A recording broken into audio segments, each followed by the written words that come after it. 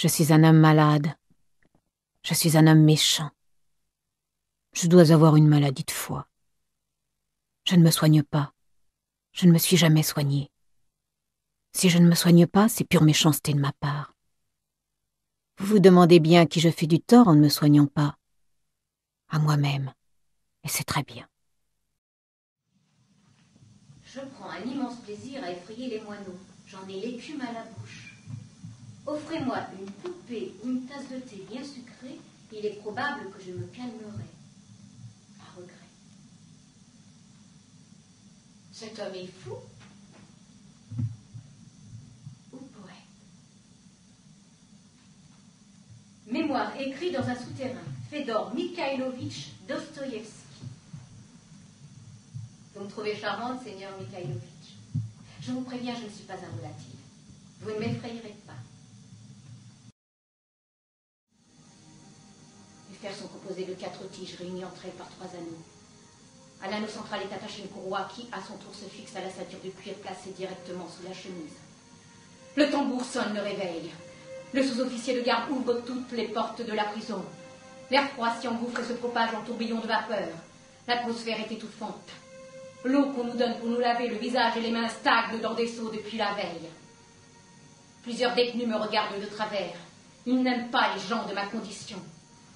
Celui-là est un infanticide. Cet autre un incendiaire. Je suis entouré d'assassins en tout genre. Une masse de viande munie de crocs me dévisage. Quasimodo de l'âme assoiffé de volupté sordide, le dépeceur de vieilles femmes s'estime supérieur. Son œil injecté de bestialité traduit une hautaine et arrogante raillerie. La Cerbère me jette à la figure une robe de chambre. Je l'endosse. La robe de chambre dégage une forte odeur de pharmacie, d'emplâtre et de pu.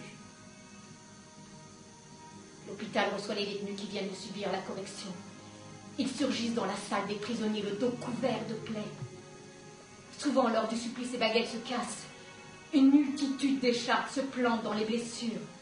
Le médecin tente de les extirper des pustules, il ne peut toutes les extraire. On soigne le malheureux avec des compresses, puis on lui passe une robe de chambre. Les robes de chambre ne sont jamais lavées, ou rarement. Elles sont toutes imprégnées d'humeur déplaisante et infestées de poux énormes et gras. Les bagnards s'amusent à les écraser en les faisant claquer sous l'ongle. Nous avons un chien. C'est le chien attitré du bagne. Il s'appelle Boulot. C'est un chien intelligent et beau. J'ai avec lui de réels rapports d'amitié.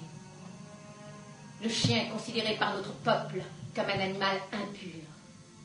Personne ne prête attention à Boulot. Personne ne lui parle. Sauf moi.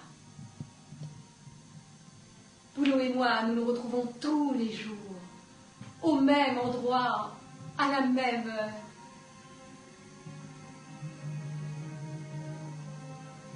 Aujourd'hui, je ne le vois pas. Je ne le verrai plus.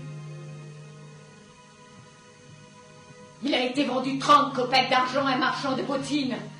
Le marchand lui a arraché la peau. Il a jeté l'écorché dans la fosse à ordures. Le pelage de Boulot garnira bientôt les bottines de velours de la maîtresse de l'auditeur au conseil de guerre.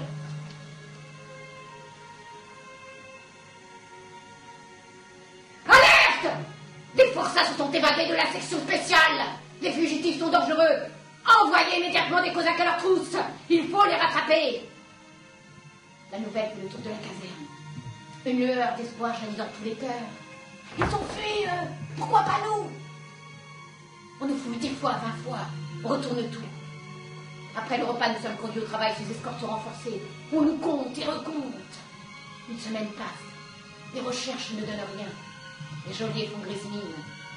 Les prisonniers ont l'humeur romanesque. Plus pour longtemps. Les fuyards sont repris, sont ramenés à la forteresse. L'un d'eux est frappé de 2000 coups de baguette.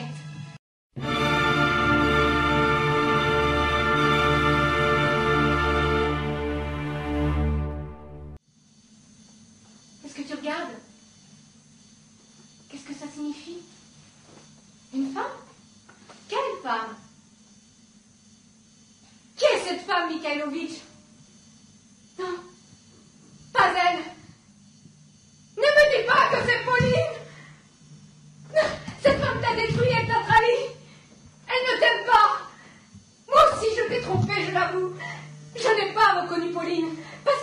jamais vu. Mais je te l'ai dit, tu ne m'as pas écouté, tu ne m'as pas entendu. Cette femme ne t'aime pas et tu as cessé de l'aimer. Moi, je t'aime, Mikhailovitch. Ne t'en vas pas, je t'en supplie. Ne t'en vas pas. Reste avec moi. Reste. Mais comment se fait-il qu'elle soit là? Comment pouvait-elle savoir? Tu lui as écrit il y a 4 jours? Mais qu'est-ce que ça signifie? Pourquoi ne m'en as-tu pas parlé?